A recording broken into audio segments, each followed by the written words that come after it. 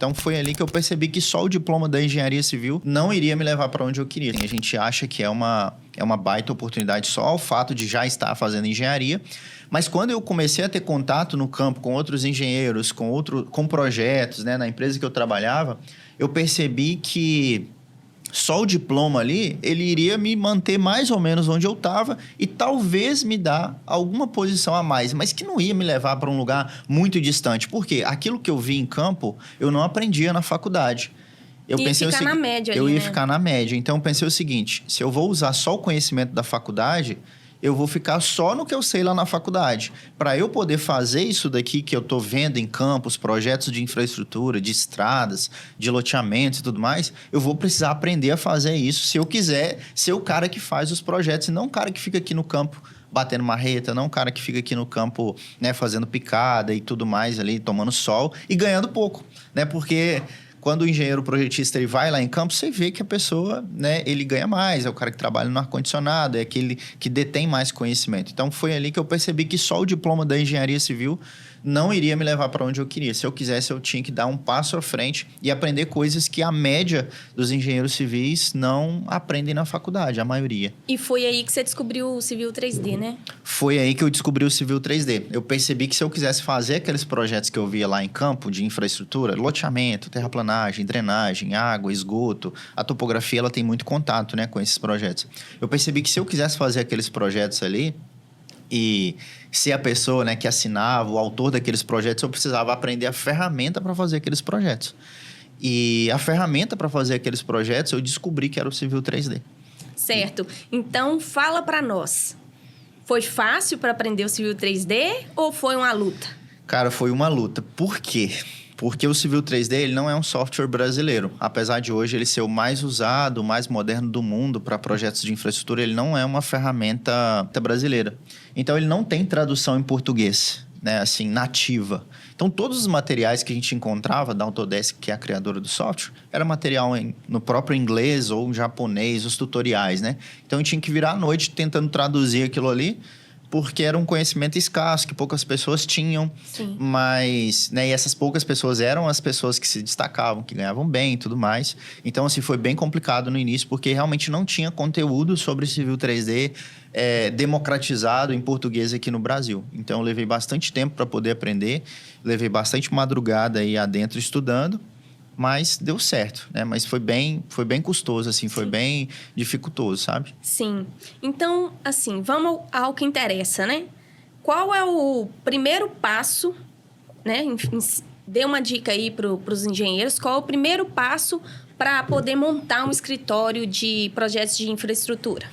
Cara, o primeiro passo é o contrário do que os engenheiros civis costumam pensar. A maioria dos engenheiros civis, eles pensam que para montar um negócio de projetos ou um escritório de projetos de infraestrutura, eles precisam de uma sede, de um escritório e tudo mais. Ou seja, eles pensam logo no custo daquilo. E a real é que não. Que o mercado, principalmente em projetos de infra, né, que esses projetos que eu citei aqui, é um mercado que ele não valoriza... O seu escritório ele não é um diferencial. É diferente de um consultório odontológico, de um consultório médico, onde você chega lá, um consultório de estética, que o consultório, ele é a marca ele já é um branding do negócio ali. É lógico que um escritório, ele reforça um brand. Mas, quando a gente fala escritório, né, na minha concepção, o que você precisa para ter um primeiro passo ali, para começar nesse mercado, é simplesmente o conhecimento. Por que é o conhecimento? Com o conhecimento, você gera o produto. O que é o produto? É o projeto de infraestrutura.